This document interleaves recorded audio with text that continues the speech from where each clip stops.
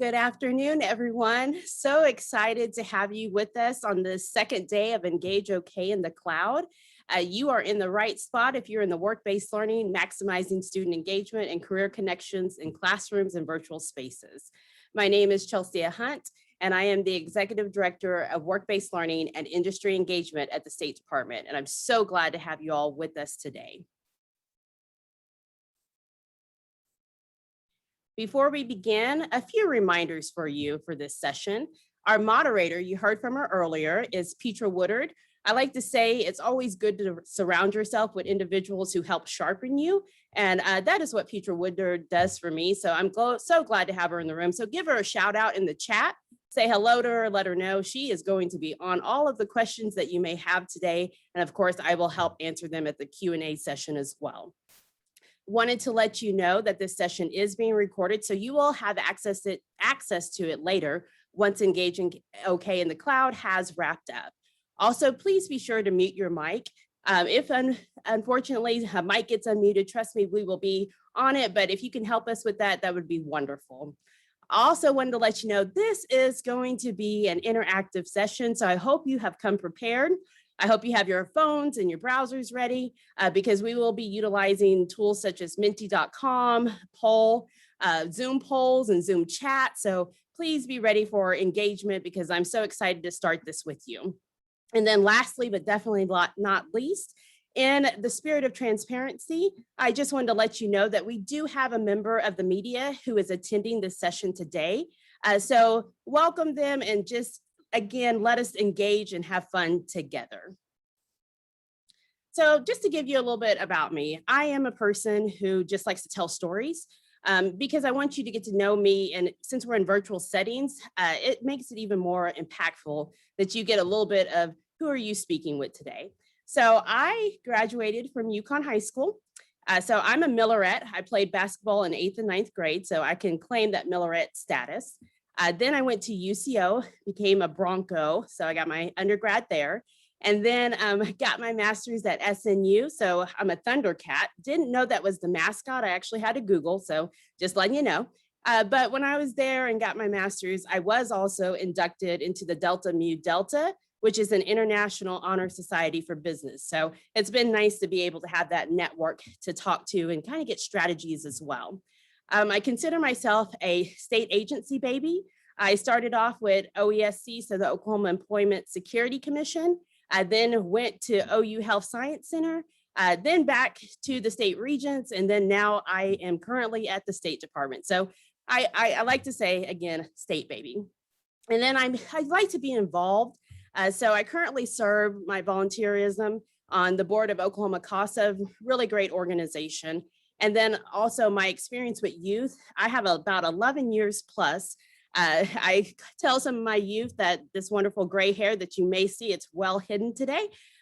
They are the love and joy of that. So that's a little bit about me, but I wanted to also dive deeper into why education is so important to me and share more of a personal story. So my mom was actually a first generational college student, and her parents, her mother, so my grandma, was actually one of 17. So I come from a large family. She was one of 17. And then my grandpa, he was one of 9. And so they were married for 69 years, and both of them only had a high school level education. And so in my family growing up, education was really instilled into us about the value and how it could take and open opportunities for you. So we all of our grandkids, the grandkids, there's 11 of us, I'm number 9 of 11. We made an impact to say that we were going to at least achieve our high school diploma because we were trying to break that generational poverty that we had amongst our family. But I'll have to tell you, and I was talking to my mom about this morning, I never felt like we were in poverty because we were rich because we had each other. And that's the aspect of it. And so I'm a country girl and a city girl. My grandparents were in Haskell, Oklahoma. So I love the country. I love the smell of it. My work ethic comes from them, how to do a garden, how to stay up at night, do the chicken coop. So if you're rural Oklahoma, I give you a shout out and welcome you today.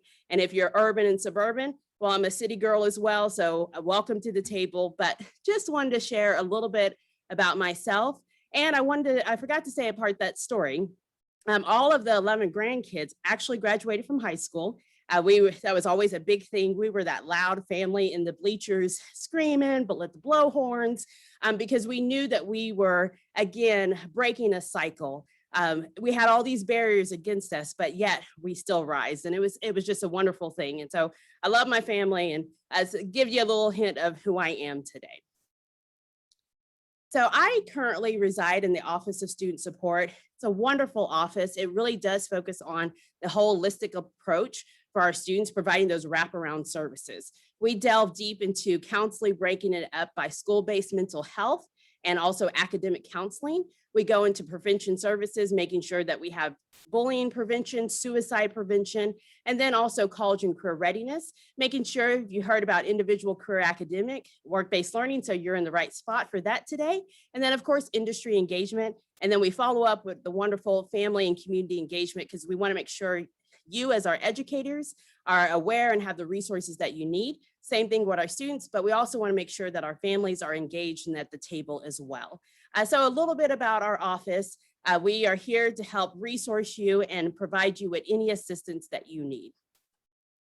So today's agenda, we're gonna have some fun, as I mentioned. So again, get ready for those engagement levels. And once you see some of these tools, these are some interactive activities that you can actually implement with your students. So keep that in mind as we go throughout today. But we're going to talk about work-based learning and some activities and those resources. Then we'll go a little deeper into how do we prepare our students for future careers. Then we'll talk about, the career connections and how do we make that in each grade level. And then we will end with a question and answer session. Again, if you have any questions for the day, go ahead and put them in the chat and we will address them as promptly as we are able. So in today's session, this is kicking off the first engagement activity.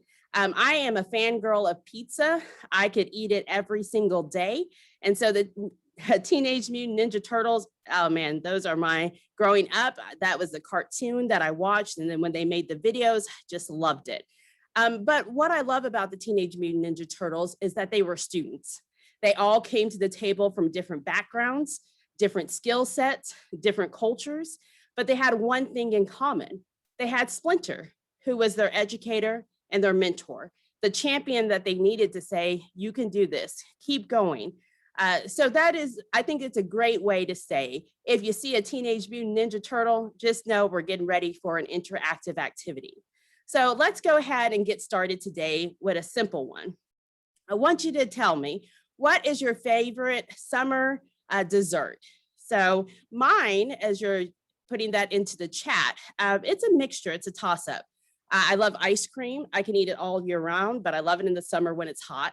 I also love watermelon. I love going to Rush Springs and getting some watermelon. So if you've never been down there, take a trip out there. It's great. My family did that during the pandemic. And then I also love slushies. So you can see I like cold desserts during the summer. I see some have said smoothies, strawberries or watermelon, mint chocolate ice cream, lemon cream pie. So I see I have a lot of fans who are with me. And so that's good to know I'm in good company with individuals who like to eat just like I like to eat. So that's a good thing. Keep those coming. And thank you for having that engagement level with us thus far. So let's now transition and dive deeper into how do we begin to apply classroom learning to real world experiences. So let's start with the basics. What is work-based learning? Well, it's simple. It's that career connection piece between our classroom learning and our real world application piece. It's really giving our students the opportunity to have the skill development that they need to be ready for the workforce, to be ready for their future career. And it's making sure that each skill set, they recognize that that can be a transferable skill, it can be a personal skill, and it can be a knowledge-based skill. So it's the interconnection piece between social emotional learning, career development, and also work-based learning, of course. But it's the tie-in academic, that's what I was looking for. It's the academic piece, it's the social emotional learning, and it's the career development piece. And when you have all three of those going together, then you have validity and you have more stance in knowing that you are helping our students become academically ready to be able to achieve and be successful with whichever career path that they choose. So that's why I just love work-based learning, because it's fun and it's getting them to use their hands and use their critical thinking skills in a whole new way. So why is work-based learning important? Well, I'm sure you have, and if you've attended any of my other sessions, you have seen this Oklahoma Skills Workforce Gap. And so this time I just wanted to give you the stat. By 2025, 77% of Oklahoma jobs will require more than a high school diploma. So we're in the year 2021. We aren't far away from this statistic becoming a reality. And the pandemic even further showed more gaps in the skill set, because we all transitioned as quickly as we could, and you all did a fantastic job. I can't thank you enough for what you did. But now our students have some skill gaps even more. And so how do we get ready to prepare them, and how do we intertwine when we go back into the classroom, some activities, and also as we have hybrid and blended models, how do we make sure in virtual spaces, we're still focused on that skill development? So that's what we're gonna get into the mix of today. When it comes to work-based learning, did want to make sure that you knew both work-based learning and service learning are a part of the ICAP. And so ICAP is that graduation requirement. And so those two are just buckets to help make sure that students have that check mark, in a sense, to know that they had participation in either a service learning or a work-based learning experience. And we'll dive deeper into what does that mean? What does that look like? Also, just wanted to make sure you knew, as you wrapped up the season and you're getting ready for this new school year, what course codes are applicable when it comes to a work-based learning experience. Currently, we have the 2, which is internship 1, which is 2790, and then we have internship 2, which is 2791. So 90 is reserved for our juniors and 91 is reserved for our seniors. And both of those would be considered a work-based learning experience. But again, there's multiple types of work-based learning, such as mentoring, job shadow, career fairs. Again, we'll dive into it, but just saying, if a student chooses an internship, that would meet that requirement. Also for service learning, the course code, so you know, is 2775. Just be mindful that this course code does not count towards the post-secondary opportunities indicator, but it's still a wonderful aspect that our students have that volunteer experience, because that is also building those communication skills, that service and civic responsibility. So that's wonderful to have as well. So just want to, again, make sure you know the course codes and which meets the requirement. So in 2020, this was our first time to do a work-based learning survey and just really gauge your thought process on how is work-based learning, how is it impacting, has it been like during the pandemic to continue these activities. So I wanted to share this screenshot with you because we had about 79 responses that came in, and we hope to build that. We'll be sending out another work-based learning survey later on in the year. So keep your eyes open for that, because we really want your input, because that helps us make the resources that you need. But from the results, we had about 19% that said job shadowing, 23% career fairs, 11% project-based learning, and then I'll focus on the virtual experiences. About 20% said that that's how they're providing work-based learning. So let's go ahead and dive into these specific types of experiences. I wanted to share with you this continuum. We get asked a lot, what counts for a work-based learning experience? But then many times people just think it's an internship, but that's just one way. And so we have to begin small. And when I say that, we start off with a career fair, something that gives them that exposure to talk to different industry leaders and kind of learn more about a career and see what that's about. Then we go on the progression towards a job shadowing. And that's when, of course, and I'm sure you all know this, I'm just giving you that common definition, but that's when our students have a chance to, maybe they want to be a veterinarian. And so they go into the OKC Zoo and they shadow a veterinarian. and they see how they feed the animals. They see how they take care of them. What's the dietetic plan for that animal? And then how do we keep the animals' cages and environments that they live in clean and healthy for them? So they're learning so much just in that one day experience. Then we proceed on the line towards a mentorship. Now, I'm a big fan of mentorships. I've had a lot of mentors in my life who have poured into me. They've also chiseled me some to help get me on the path that they know that I'm, need to be on. And that's a good thing. We need that. And so the mentorship can be short term, but it also can be long term. It's just like you as educators, whether you know it or not, you're being a mentor to your students. And that's a good thing because they need mentors ranging from the education level all the way up into community and business. So I hope that you are mentoring, and not just naturally with your students, but I hope that you're creating mentorship programs in your school setting, whether it's virtual or in person. Then as we proceed in the continuum, we get a little bit more into the more technical pieces of work-based learning. So that's what we have, the internship and apprenticeships.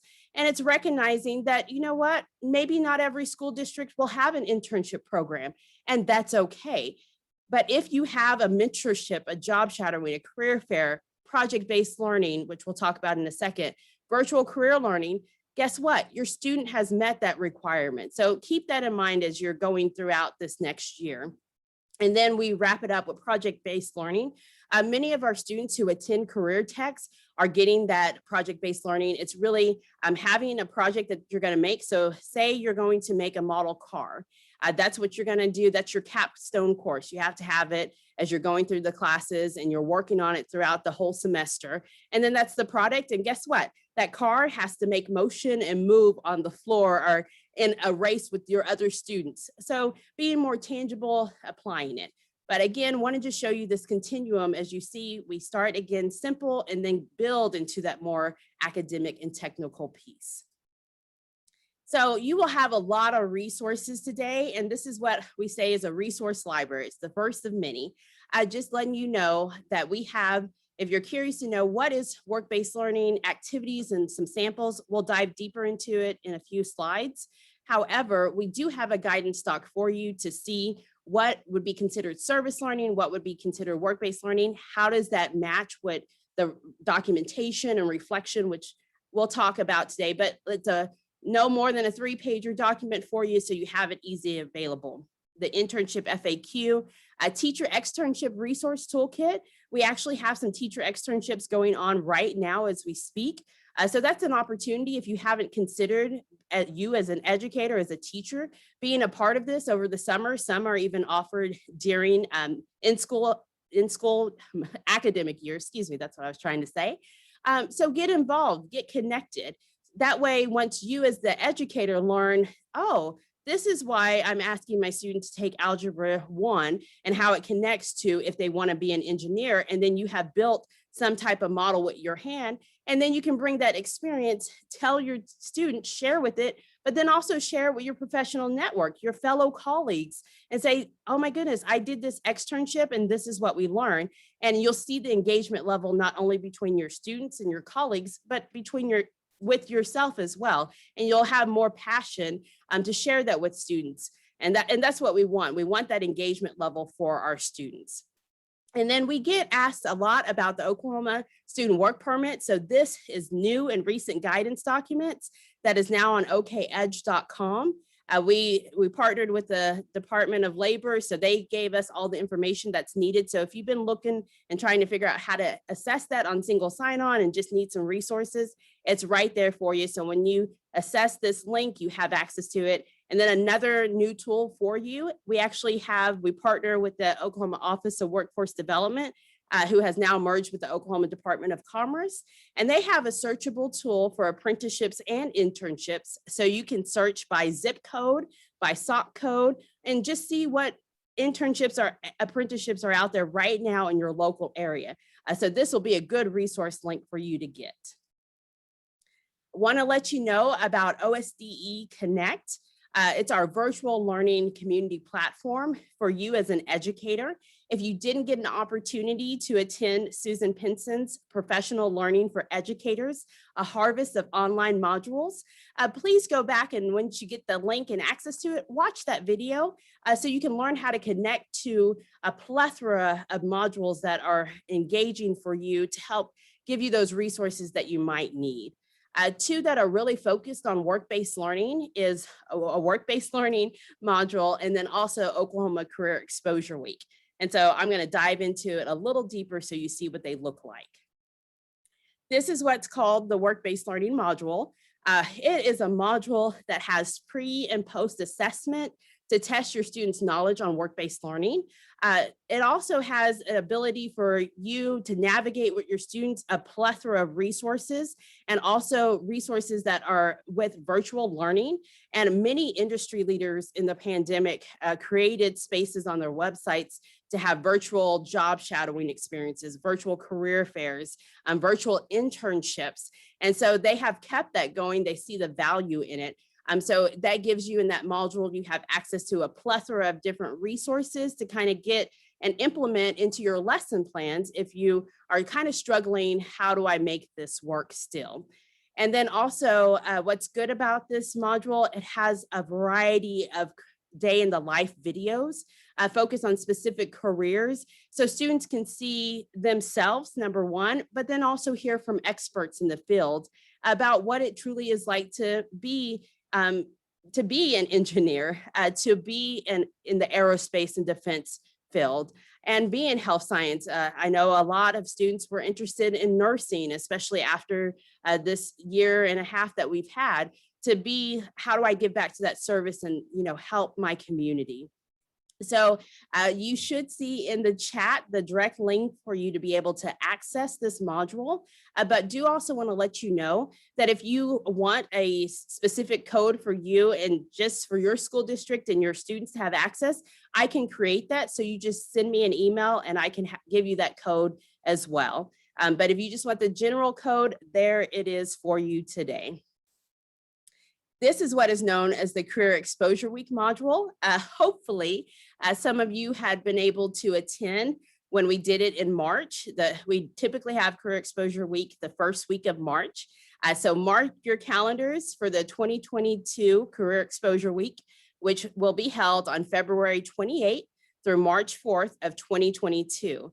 We will still use our OSDE Connect here. We'll have various industry leaders. We're trying to gather feedback. Hopefully you got the survey feedback form, and let us know what session times work for you and your students, what career focus you really want to hear from.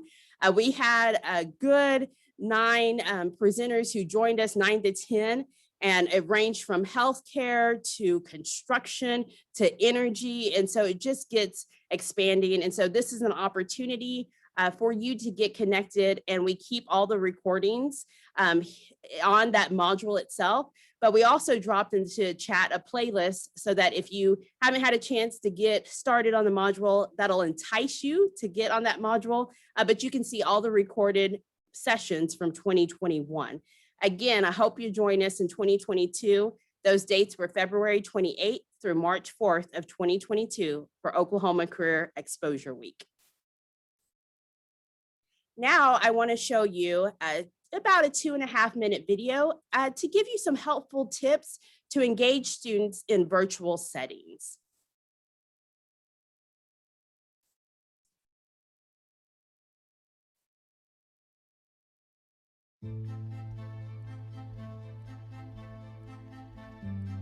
It can feel like a big change, but online teaching is still teaching. Your virtual classroom will need to be managed, and you will still need to teach responsively and differentiate your instruction. Yes, there will be some adaptations, but setting norms, cultivating belonging, and making your curriculum compelling, those are still at the core. Here are 6 tips from seasoned veterans for keeping students engaged in a virtual environment. Try making your own digital content, like videos or slide decks, but stay laser focused on keeping instruction clear and simple. The research says that being your natural, authentic self is another key here. Don't be afraid to make mistakes and let your personality shine through. Navigating virtual spaces can be confusing, and you don't want students missing critical info. Be sure to have one central hub where all the latest updates go. You can create other spaces like chat rooms or lounges for group discussions or side conversations. Virtual learning doesn't need to be chaotic. Share clear expectations for participation, respectful interactions, and dress code.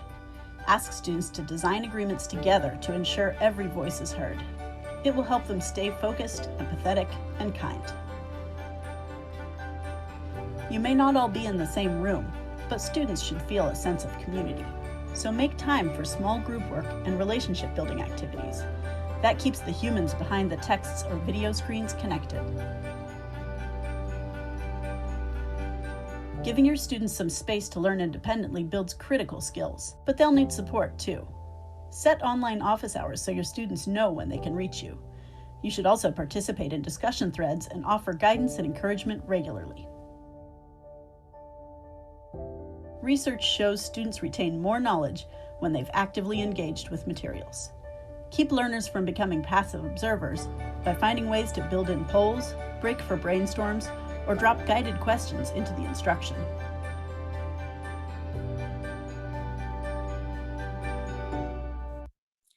So hopefully you got some good pointers from that video.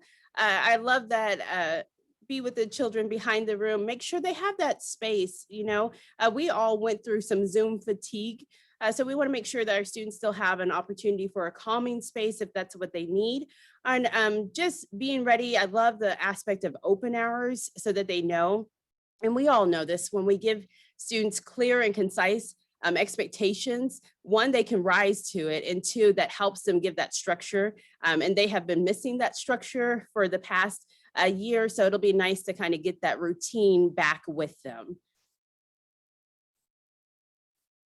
I wanted to let you know we have tomorrow is day 3 and our conclusion of Engage OK in the Road, but man, there are so many good sessions for you. But I want to do a quick spotlight for our college and career readiness sessions.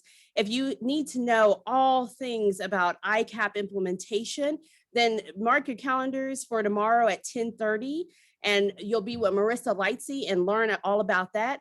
And if you need to know, not on my watch, how to use the academic counseling to identify, monitor, and support the needs of all students, then tomorrow at 1 o'clock, make sure you get with Petra and you watch her session and you learn even more the connection piece from work-based learning into the academic space. I'm telling you, some good stuff ahead for you. So now let's dive into ways to ensure that our students are ready for not only career, but also for the workforce. We see a Ninja Turtle. So let's get ready for an interactive activity. If you can grab your phone or get on your browser and you're going to do menti.com. You can also use the QR code and it'll give you direct access to the site. And we have 2 questions. The first is going to be about sharing a best practice on how you teach students about soft skills, and feel free to include any resources that you use. And then the second question is going to be about how would you rate your school's engagement with industry and community. So you'll want to go again to menti.com and you're going to type in the code 93846141. And that code is also going to be dropped in the chat. And I'm going to take us to the live site so I can start seeing your responses. And you'll see right at the top, it'll say menti.com, and then it'll also have that access code in case you missed it on this slide.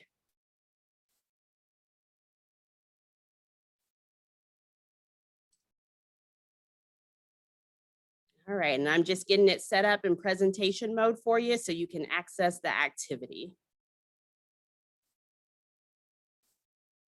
All right, again, the first question is share a best practice on how you teach students about soft skills. Feel free to include any specific resources. So far, we already we modeled, that's wonderful, model those skills that we work with, modeling expectations. It's so good to see that we're the example and you're showing students, this is how you act, this is how you behave, this is proper, I remember, and keep putting them in there. I'll tell you a fun story. When I was in elementary school, my teacher, shout out to Mrs. Beam, she really saw that we were rambunctious, had a lot of energy, but we did not have skills when it came to eating at the table.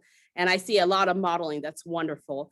And so what she did, she wanted to model what is proper etiquette when you eat at the table. So when we go out into the restaurants, we wouldn't be kids who are loud and noisy. We'd know how to act and behave. So she took time out of her lesson plan and made sure that we each day she came and ate with us in the cafeteria. And she'd say, everybody sit up straight. And she would teach us the difference between a salad fork and an entree fork, and where the knife would go, and how to properly eat and not slurp our food. And I would go home, and I see SEL lessons and collaborations, keep them coming. I would go home and tell my parents, I'd say, Mom and Dad, this is what you're supposed to do. And I'm sure they love that period. We look back on it and laugh. But I just want to say shout out to Mrs. Beam, because she recognized, you know what, the simpleness of learning that hard skill and the soft skill of how to eat, because now I can go into business meetings and understand where my napkin goes and which fork to use when I'm in a business setting, or just any everyday meeting that I'm having lunch with, networking opportunities. So that's just a good little short example for you. I have alumni speak in person and via Zoom to teach them about education. Very nice. Role play, after school availability, a lot of modeling and practice. I love that. Using your English classes. Keep that coming. That is wonderful. We're going to now go to the second question, which is, how would you rate your school's engagement with industry and community? How would you rate your school's engagement with industry and community? And I see it's populating right now, so I'll give it a moment as the numbers are going up and down. And the choices that we have is low partnerships, which is 0 to 5, medium partnerships, which is 5 to 10, or high, which is 10 or more partnerships. This is nice. I'm seeing a mixture between low and medium, which is good. And we've got some highs out there as well. And you know what? That's good to see, especially in the midst. Hopefully those partnerships have even gotten stronger, even though we went to a distance learning phase. Hopefully you were still able to connect with those. I know I'm having daily and weekly meetings with various industry leaders and talking about these conversations of how do we get you re-engaged with our educators and our students. So know that they're happy and they're still excited and they just want to help. So it looks like we've landed about probably on medium partnerships. That's very nice to see. Very, very, very good. Keep those coming too, but we're going to go back now to the presentation and continue with the resources here for you today. But again, these are just some opportunities to show you what you can use with your students as you are implementing these into the classroom. And Menti.com is a free resource. You also have Poll Everywhere, which is a free resource. So there's various resources. And I would say, if you hadn't had a chance yet, check out Karen Leonard's session. And she's talking about how you can use technology and the blueprint, for technology in virtual spaces and in classrooms. So that would be a good one too, if you're like, what tech resources could I utilize? So our next one is about career connections. This is a good way to talk about a continuum of what does it mean to be career ready? Well, we really have to focus on that overarching goal, which is to help our students to be career ready. And in order for us to do this, we really must go through the phases of career awareness, career exploration, career preparation, and then we get to career readiness. So starting off with some essential skill development. The National Association of Colleges and Employers, known as NACE, has identified soft skills competencies that are critical to individual success, no matter the chosen field. First, we start with critical thinking and problem solving, which is exercising sound reasoning to analyze some issues and make decisions to help overcome problems. The next is oral and written communication. We want our students to have public speaking skills, to be able to express their ideas to others and write them down and write in edits and write an email. Know how to write an email, not just text. Texting has become the big thing, but they still need to know how to write an email, how to write a cover letter, a resume, those academic papers. And then we go into teamwork and collaboration. Really is focusing on how do our students work in a team structure? How do they represent diverse cultures and viewpoints? And how can they negotiate and manage conflict? And you know what? Not only do our teens need to know this, and our youth, we as adults, we still need to know how do we manage conflict? How do we work in team structure? So you can see skill development is so important, and it should start early and start with elementary as you're building those skill sets, and we'll break it down in a few more slides later on, and then go into middle school in that transition period, and then also go into high school, and then prepare for the life beyond high school. The next one is digital technology. How do we leverage those existing digital technologies to be ethically and efficiently to solve some problems and help complete tasks? I'm sure a lot of us have learned some digital technologies this past year and a half. The next one is, leadership. How are our students using their strengths to help others, to help achieve common goals, and using those interpersonal skills to coach and develop others? And how, doing some retrospect too and looking inward, how are we doing that as educators? How are we leading our classrooms? How are we leading with our colleagues? How are we leading when we go into a meeting with our administrators and we're asking for more capacity and more support? How are we going to lead those efforts? So good resources and concepts here as well. Proceeding into professionalism, it's really having our students knowing how do you incorporate integrity and an ethical behavior, and how do you act responsibly? So connecting with those SEL skills again, and because we're trying to serve the larger community and keep that in mind. And then we go into career management, which I'm a big fan of, I think you know already. So how do our students identify and how do they articulate their skills, their strengths, their knowledge and experience, and how do they relate it to a position that they want in the future or the career pathway of their choice? And then last, but definitely not least, is having that global intercultural fluency. So this is giving a shout out to the world languages and the competencies and having those skill sets. How do we have that openness and that inclusivity? How do we be sensitive to others' needs and viewpoints and background experiences? And how do we interact in a respectful way? How do we make sure we're checking our own biases? And how do we make sure that we're not letting those overflow onto our students inadvertently? So those are some good essential skill development. Not only do our students need them, but we as adults, we need them as well. So the next is essential soft skills. I like to break it down into learning, literacy, and life. So in learning, it's the critical thinking, the communication, the teamwork.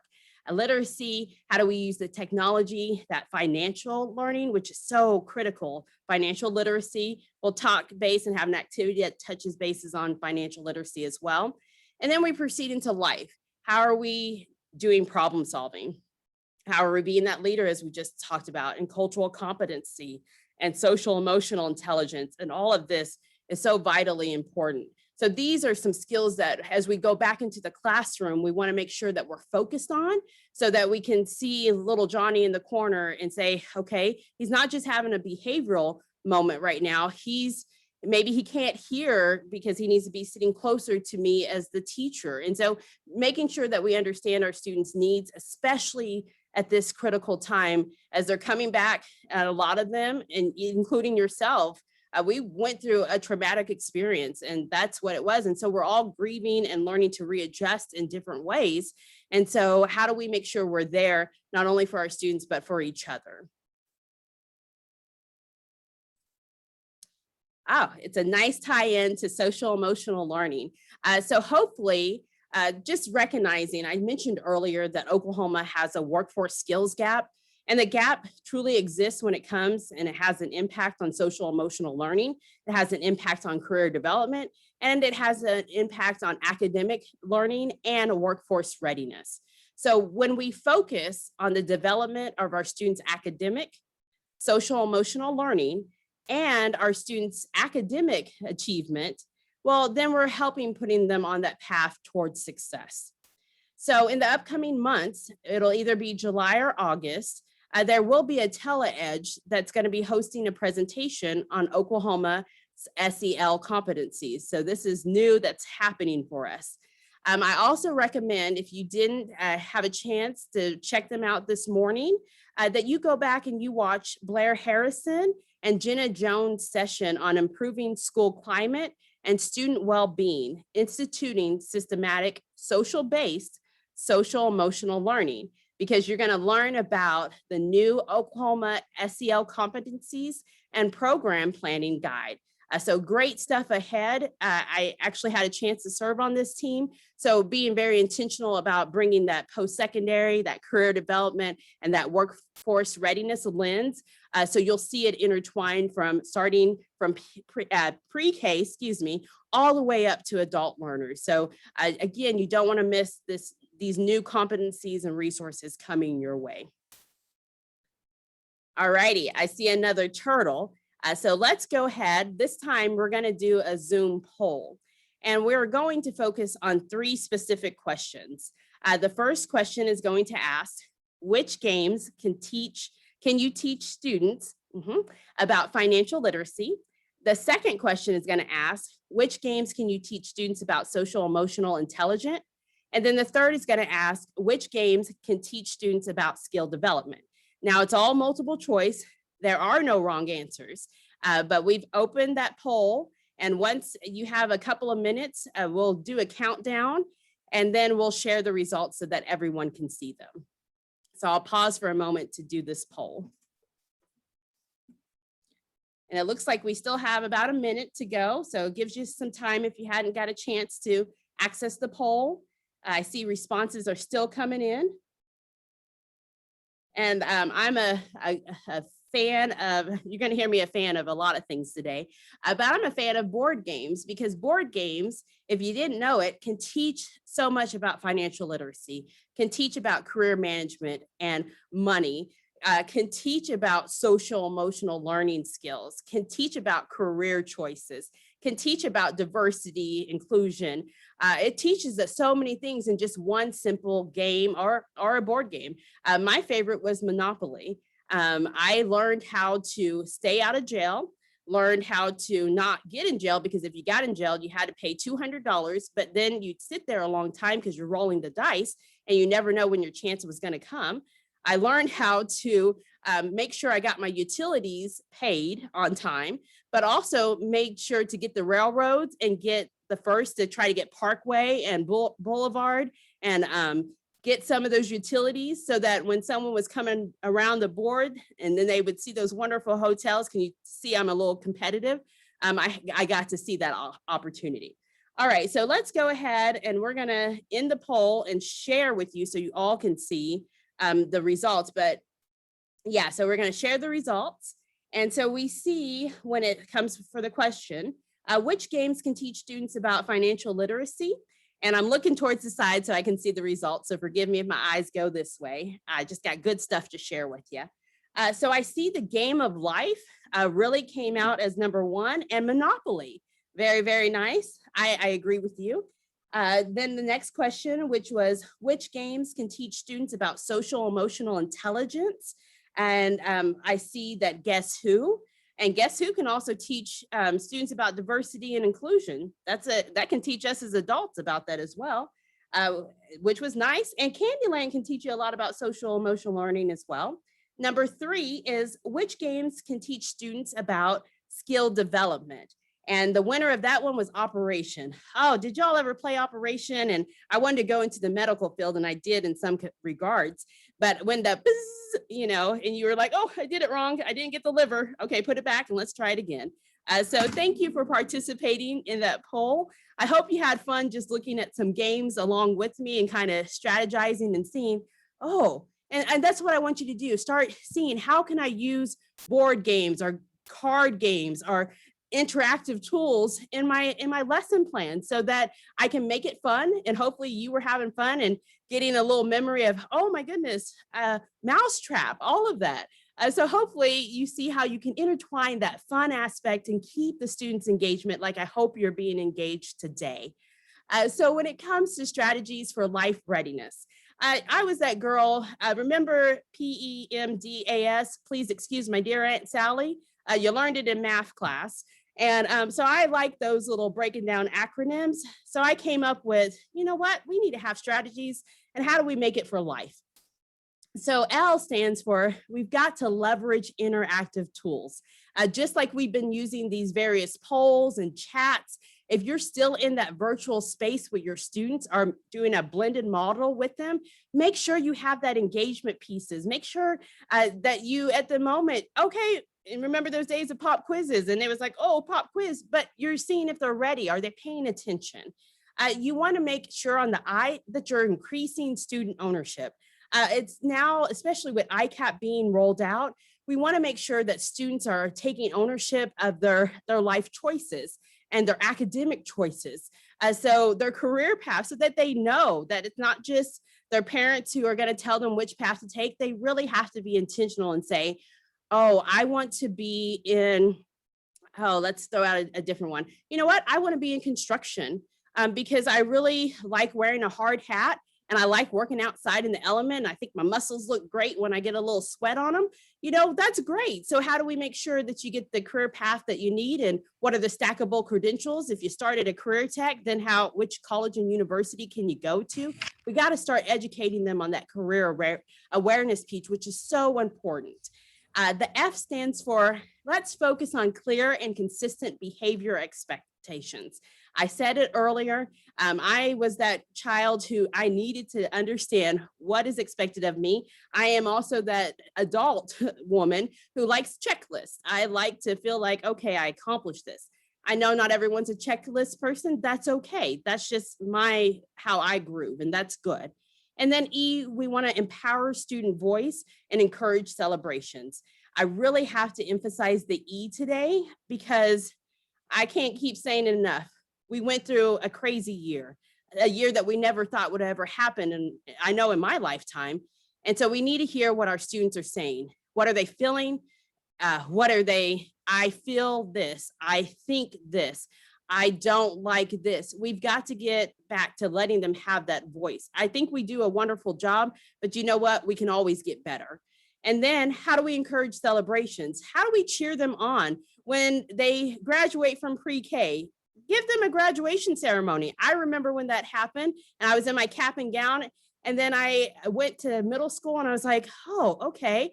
Oh, this is why I was in cap and gown. And guess what? I remember in high school, I had the opportunity to go back, and I believe we still do this, some schools do, but my school, we as seniors got to go back to our elementary schools and our middle schools, and I got to see those young generations who were looking up to me saying, congratulations, and celebrating my moment. And I remember getting on my knees and saying, guess what? You're about to have this moment as well. You're going to get to this moment too. So we want to celebrate those celebrations every chance that we get. I know everybody likes a little hand clap. I don't mind it sometimes. So make sure you also give yourself a celebration because as educators, you do so much. And I think sometimes maybe you don't tell yourself, I'm just that good. And it's okay to say I'm just that good because no, you're good because you're making sure that our students are good. You're making sure that our students are prepared. And that's okay to brag on yourself a little bit. So on our next slide, this is another resource library for you. And sorry if the font is off, we'll get that corrected. It looked different last night, I promise. But these are some competencies for you by, again, NACE as well, but they're career readiness competencies, and they even talk about some sample behaviors. So if you haven't received this resource before, this is a good guide to help in that career development phase that you're getting into your classrooms. So I wanted to make sure you had that as a resource. Another resource I wanted to share with you today is the ASCA resources, so the American School Counselor Associations. And on their website, and this they have, which is so cool, the career conversation starters, which provide a guide for working with students, parents, and community partners to address the ASCA mindsets and behaviors for student success, starting at so kindergarten all the way to 12th grade, for those college and career readiness standards for every student. So if you're wondering how, as an educator in my English class or my history class, do I start talking about careers and even bringing that awareness level in elementary, middle school, and high, because it should be just a stream. It just should be a nice flowing stream. You should be doing it all throughout those grade levels. This is some good resources, and it even touches back to those fostering the growth mindset. So you want to make sure you have this resource available for you. All right, so we have another turtle. I promise you this is our last interactive activity, but we still got one more video, so still keep the engagement. But this time we're going to transition and talking really about how are we maximizing our student engagement. So let's start with this. In the chat, please share a best practice on how you educate students on career pathways. I'm curious to see. And drop out some resources as you're doing this. And this is really an opportunity. We hear a lot from various educators that, oh, I don't know what resources I can use. So this is your network together right now. So go ahead and put some in. Hold mock interviews, very nice. okcollegestart.org. Doing PowerPoint presentations, research projects, I love that. Researching a career, then let them interview, do a job interview, and then even get more about it. Vision board, shout out to the vision board. Counselors' responses, it's so many coming, I love it, can't keep up, keep them coming. Discussing STEM careers, doing field trips to colleges, love that post-secondary and research. Research. I love it, I love it. Keep them coming. Okay, career guide, I saw that go out. U.S. Department of Labor stats. Yeah, start talking about labors and data trends and knowing the state economy and tying that in, because you know there are some students who want to be in the fields of archaeology and in the fields of knowing how to read graphs and statistics. There are individuals who love statistics. I was not one of those individuals. That's okay. But there are people who that's their career path. So make sure we give them occupational outlook handbooks and the resources that they need. So keep those coming. So much engagement activities right there. I love it. Very good. Very, very nice. We have industry people speak to our kids. Oh, that's wonderful. And it's a nice tie into what we're talking about next. So if you've just kind of been curious, okay, well, Chelsea, you talk about career connections, and maybe I'm in elementary and I just don't know where to start. So we're going to break it down from elementary, then we're going to go to middle school, and then we're concluding with high school. So for my elementary educators in the house with me, I'll say it like that. Some sample activities that you can do. We're going old school on this. So it's the career dress up. Have your students go in their closet and look and see what kind of outfits they have and connect it to a career of interest for them. Do the door greetings, coming in, learning how to shake your hand and look in the eyes and say, hello, Mrs. Adams. This is how I'm feeling today. Those are impactful, and they're building those critical skills already at the beginning, and you just didn't realize you were doing it. I saw people, individuals say about industry coming to the classroom and speak to kiddos. Keep that up. That's wonderful. Get out in nature. Go visit. Oklahoma has a vast amount of museums and nature parks to explore. Get out and connect those pieces in nature, because you're building the communication skills, the critical thinking, senses. You're building their senses. You're building so many things. And then as we talk about these activities, we really have to focus on how do we create a routine.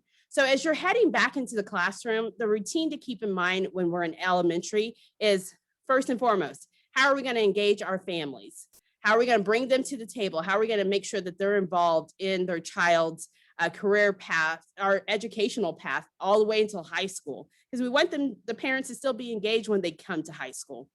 What are those roles, expectations? How are we going to get our career lesson plans ready? In your lesson plans, dedicate one of your lesson plans on careers. We have 16 career clusters in the state of Oklahoma, we have 17 career clusters. We launched Energy last year. So you can take that and just do a plethora of career awareness with students right there in elementary. And don't forget about that purposeful play. I'm a big fan of that and using the I statements. I like nature. I like green apples. Maybe one day I would like to be and have a farm. I'd like to be a farmer. I feel like green apples are the best in the world. I know I'm on apples, everybody. Bear with me. It's just the first thing that popped to my head. But that's connecting them to maybe they want to be a dietitian one day and share National Dietetics Month and share about the healthiness of apples. It is possible, I promise.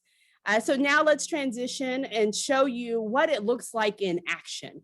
So special thanks to Jennifer Birch, who is the counselor at Rush Springs Public Schools, for sharing these photos of their career exploration event. So back in March 2020, when we were doing virtual career exposure week, Rush Springs Public Elementary School, they were out there getting connected with industry leaders. You see my babies with masks, they were staying healthy, and then they were learning and engaging. So the first day, they learned from about service and health careers. They heard from National Guard, firefighters, police, and even a game warden. So that's just some photos to see what it looks like. If maybe you hadn't thought about connecting with your community partners, this is a great way to do it. On day 2, they really focused on, again, healthcare careers, and really EMT, a nurse came, a physician assistant. So they just got to see engagement level with their students and hear about this. And I promise you that these students will be able to remember and recall this experience throughout their lifetime. They may even one day be up here talking to you and saying, I remember when Mrs. Birch had these nurses and EMTs come out, and I am an educator today because of that one experience. You just never know how you can change a student's life. So bring those career awareness. I'm such a big fan. There it goes again, a fangirl. So if we're thinking about how do we virtually engage students? Well, when we're in elementary PK through 5, some ways to do that. And I got this little go ice break fishing. I told you I was a country girl.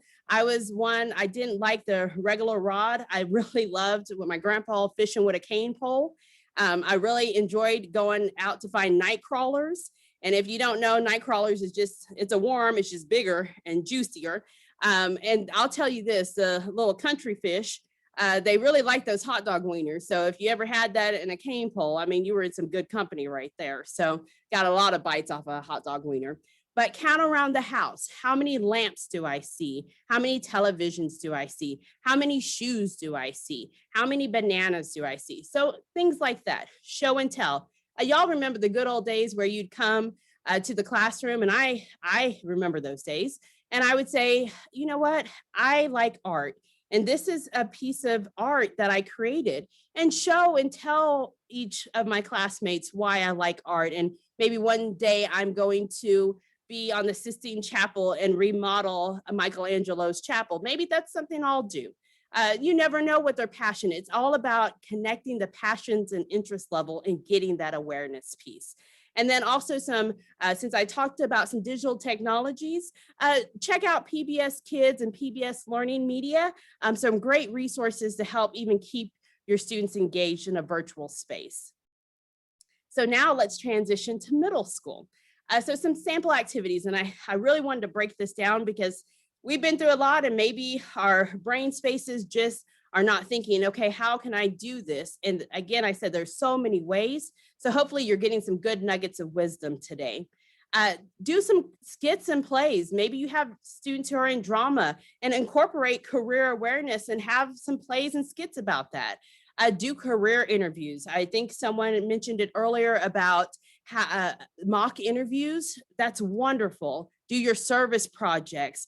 If maybe you want to do a gallery walk, I mentioned earlier about the 16 career clusters, have a gallery walk and have your students have your student groups assigned to one of those clusters. So you could have up to 16 groups if you like. and then put their posters and hang them on the wall, and then let them walk around and learn about what each student did in each career.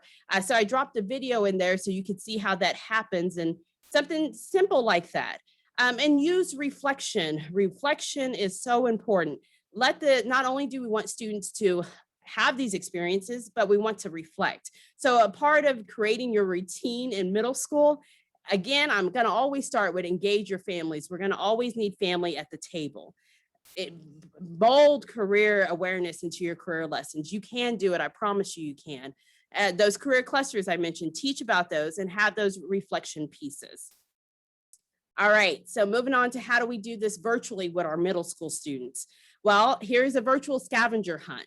Y'all remember the days where you would go out and try to find in nature. I went to a lot of summer camps, so a lot of my stories will be around nature as well.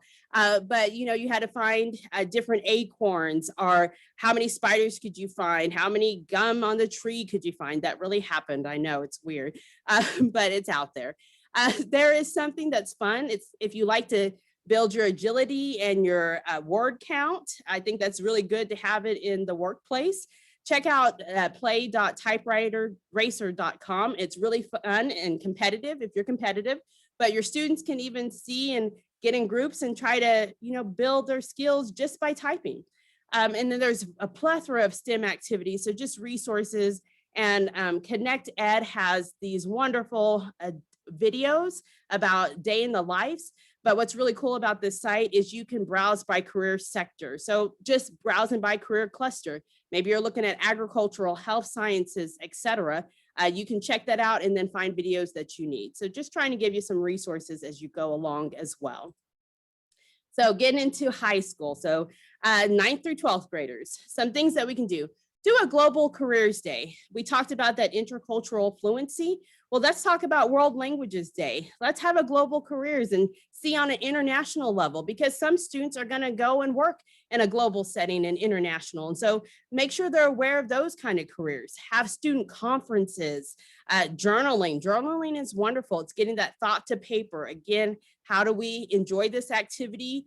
Does it connect? Do I like blood? I don't like blood. Probably shouldn't go and be a doctor. So just breaking those down. One thing I'll highlight is the exit interviews, making sure that your students actually go through that experience, because guess what? They're going to have to go through an exit interview if they go to a 2-year or 4-year college. So they need to know, what does that consist of? What is that like? And again, as we're talking about how do we create this routine for classroom learning, engage your families. I'm gonna say that because we really hear that family engagement is hard to do. Remember that saying, if you feed them, they'll come. That is very true. But also, if you tie it into, you know what, I see your child and I see the potential that your child has. And I know that one day they can be A, B, C, and D. You start connecting on their child level and their success, man, you've got an engaged parent. I'm telling you right there, because I would be an engaged parent. Talk about, again, that reflection. Create mentorship programs. We heard it even from our students on the student panels. It'd be so nice to have in high school a mentorship program where some high school students go back into the 6th and 8th grades and they talk to them and they tutor them, or they show them this is what life will be like when you become a freshman. And do the same thing when you're in middle school. Have a mentorship program for your middle schools and let them go back to the elementary schools. If you think it can't happen, let me tell you this quick story. So in my high school, when I was growing up, we had a program called Terry's Kids. And so it was a mentorship program. I was in my senior year of high school and I got to go back to middle school and elementary.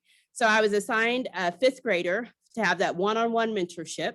I also had a 2nd grade class, which was more, them babies will say anything. I love it. So it was wonderful. And then I had a special education class, which was my heart. And ironically, I was that girl who had the R's and the T's and the S's. I slurred them all together. Sometimes I still do, if you listen closely. So I had to take that class. And so it was interesting in being a senior in high school and seeing my teacher and now working with students who had the same struggles and how do we help overcome, and showing them that it is possible to succeed. So that's showing you how you can have mentorship programs exist in everyday classrooms. Another thing, when we're talking about virtually engaging our students, now we're talking about in the high school respect, talk about industry tours. NASA has amazing resources to kind of show you what does augmented reality look like. Do service learning community projects. I have to say virtual job shadowing, and that ties in very nicely with internships. I'll give a shout out to COWIB, which is Central Oklahoma Workforce Innovation Board. They just this year started a internship program, all virtual, using a license they have with virtual job shadowing so that students would be able to come and see what that's like and do that program. They're going to have a second cohort as well. So once that detailed information comes, if that's something as that interests you, let me know and I'll be sure to promote it as well.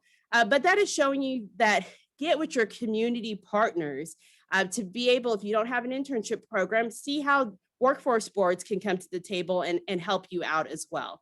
Again, that was COWIB, COWIB. So now going to our last video of the day, and this one is really going to highlight how do you make work-based learning work within your school building and in every classroom. So hopefully you'll get some good nuggets of wisdom. It's about a 4.5 minute video, so bear with me, but I think it's good and valuable for this topic. And notice how we're trying to keep the ruler off of the ink. Good deal. Because students are doing real, authentic work, a light goes on. And they suddenly realize, wow, this is an actual career, that I'm learning skills that I could apply in the real world. That's a rough photo. Okay, well, what would you do?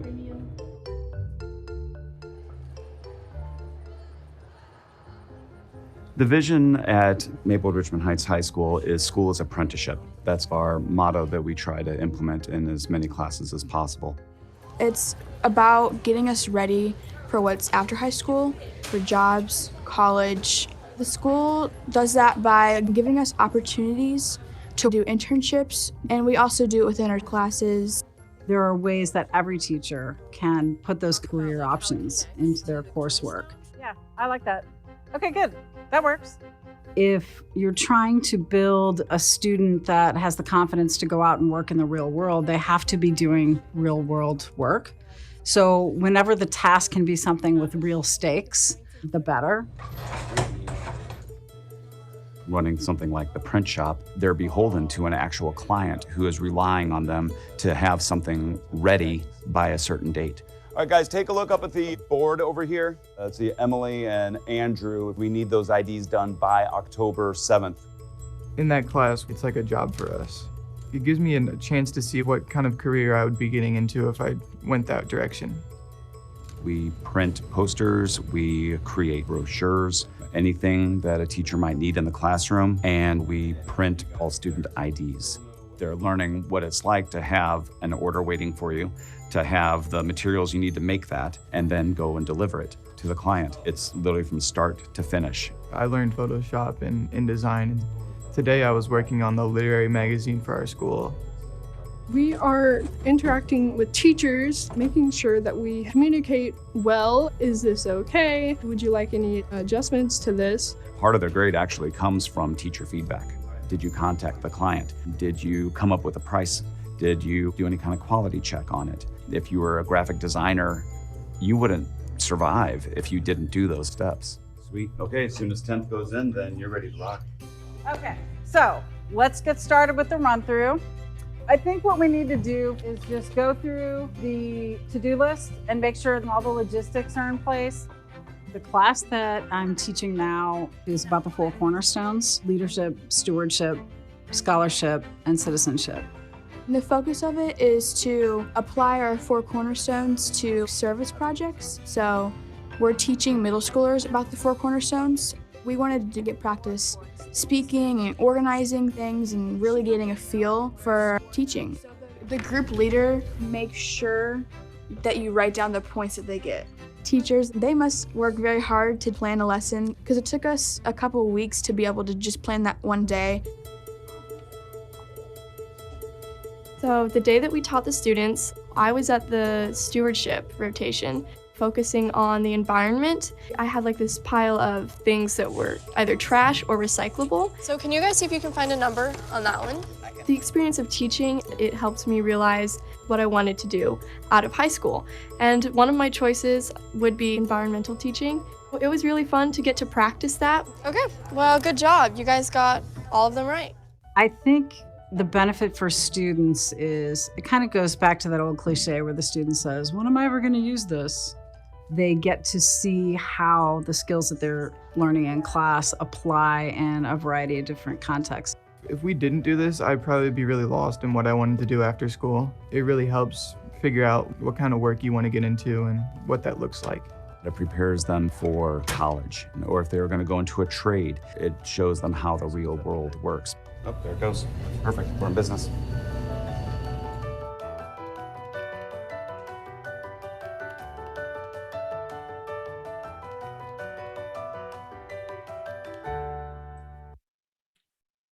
So again, hopefully you got some good nuggets of wisdom of how you can make career awareness and work-based learning work with inside your classroom. So I just love that video. It just makes me smile every time I watch it. All right, transitioning now into what are some educator strategies? So we'll break it down into these buckets right here. The first is, how do you, when it comes to work-based learning, implement high quality experiences? You want to make sure that you're establishing clear and consistent agreements. Make sure you have an MOU in place between your school district and whichever community or nonprofit or business entity that you're partnering with, and have those specific, clear asks that you want to accomplish. Provide that authentic work experience component, because that's going to help our students skill development and enhance learning. You want to make sure that you have structured learning components. So make sure that whatever you're doing, you have metrics and you have measurable goals, that it's legal and you're following your district policy and it's regulatory. And then also, last but definitely not least, is accumulating assessment and recognition of those skills.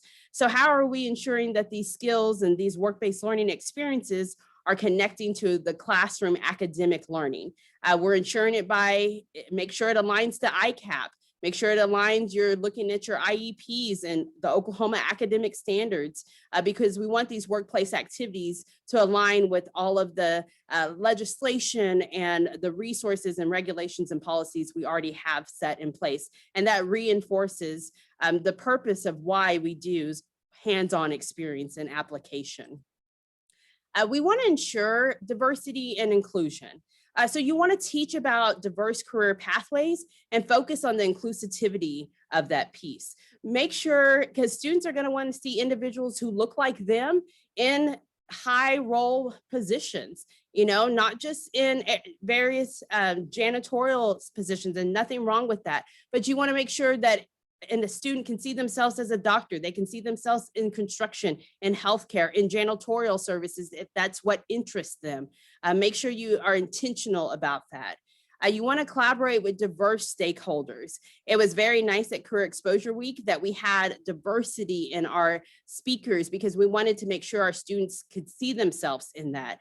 We even had females who were in engineering, and even having females in construction in our college and career readiness webinars. And so just being mindful of that, connecting the real world learning to the real world issues.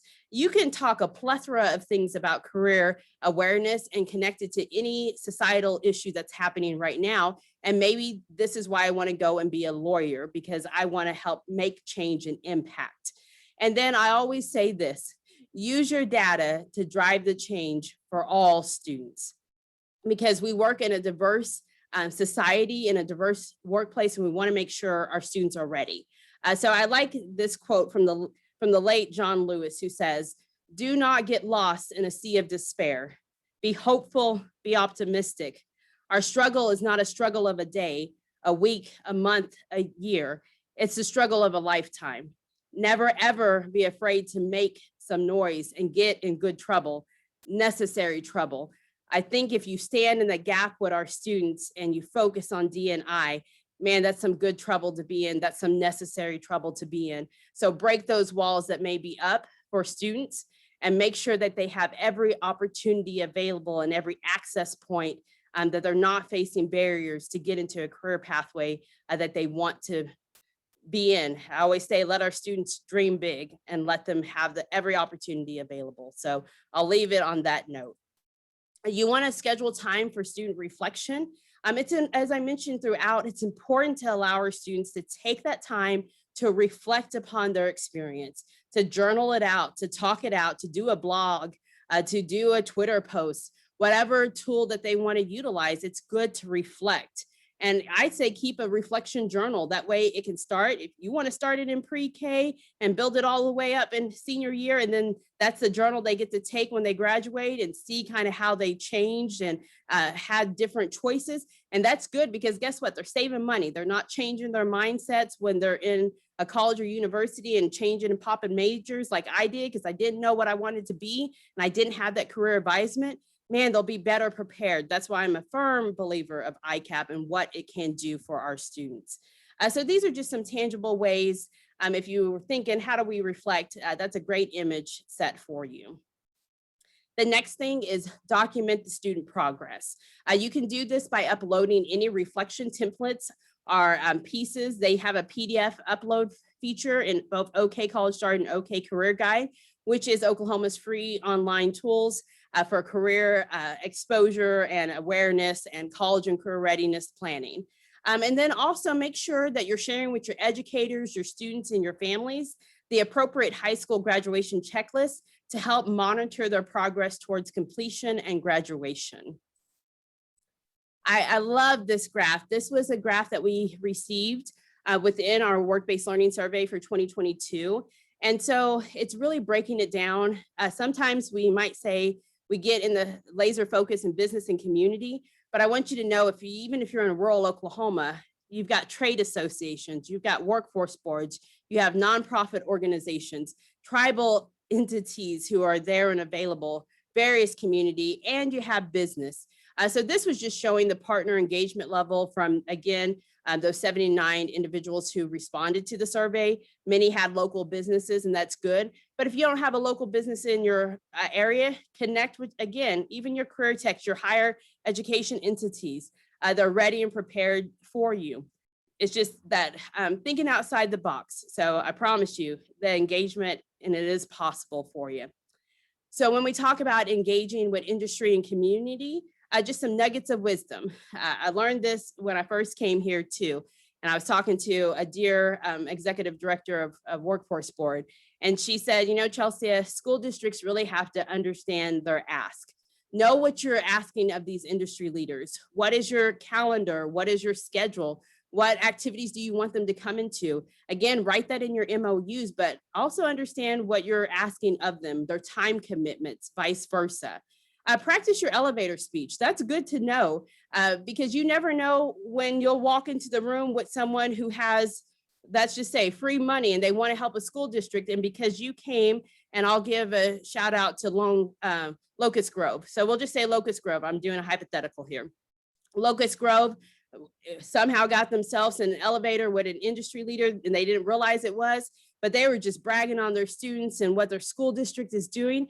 And that industry leader at the end said, sir, what's your name? I'm just curious to know because I hear you're doing great things and I want to stay connected. All by a fact of just having an elevator pitch, whether it's prepared or not. But I always like to say, practice, practice, practice makes perfect. Building those relationships. It won't just happen overnight. When you're building and talking with industry leaders, it's the same thing with students. It doesn't just happen overnight. We have to build a relationship, get to know who they are, get to know their struggles, and get to know how at the end of the day, we both are doing this win-win because we have the students at mind. And again, I love about structures and welcoming them into your classrooms and virtual spaces.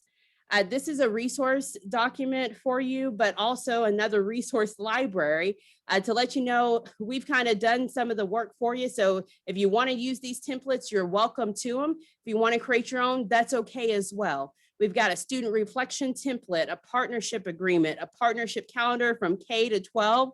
to show you what that looks like.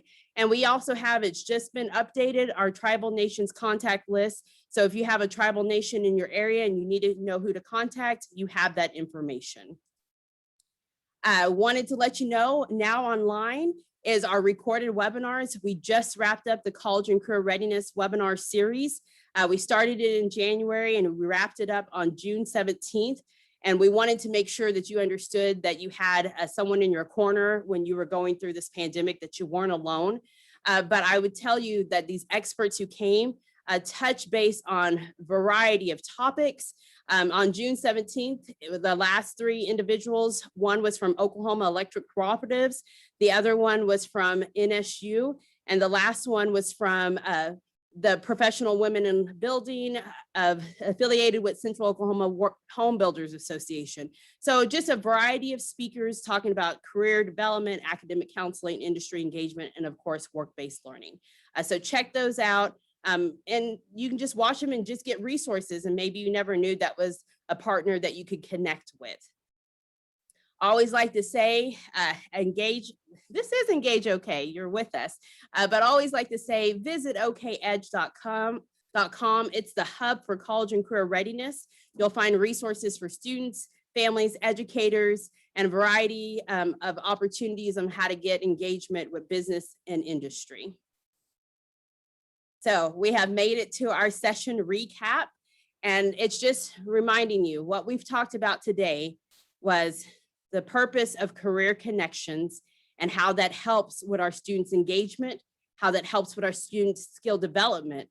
And when we put all this together, we have our students who are ready for college, they're ready for career, they're ready for any post-secondary opportunity, which includes career tech, college, university, military, are they ready to go straight into the workforce?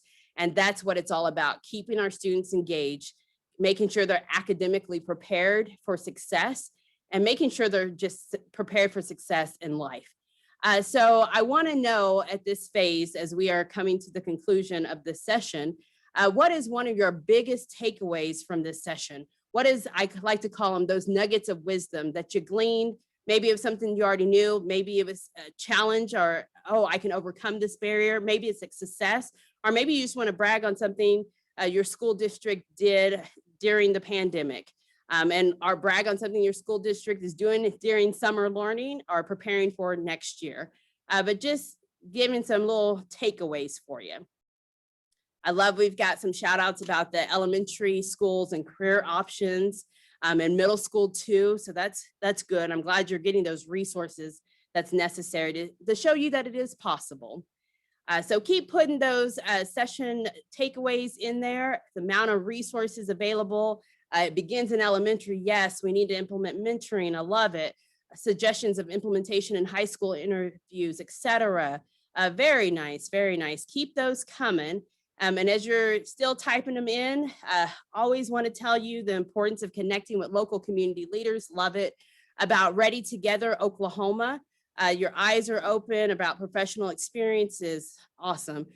So if you haven't heard, and hopefully you were able to attend State Superintendent Hoffmeister's session this morning, talking about Ready Together Oklahoma, and amazing amount of initiatives that have come to the state of Oklahoma, which is wonderful to see. Ready Together, just a recap, it's the State Department's action plan on supporting students through the pandemic and beyond. There's 5 main buckets, which include student learning and success, prioritizing health and well-being, ensuring equity for all, engaging families and communities, supporting teachers and families, and also supporting our teachers and our leaders. Excuse me, I said that one wrong. You can find these resources, both current and future, on the guidance and initiatives on, and it was dropped into your chat, readytogether.sde.ok.gov. I love to see that you all received a lot of information, a lot of resources, had a shout out about diversity and inclusion. I love that you see something that you're able to have a takeaway from this session.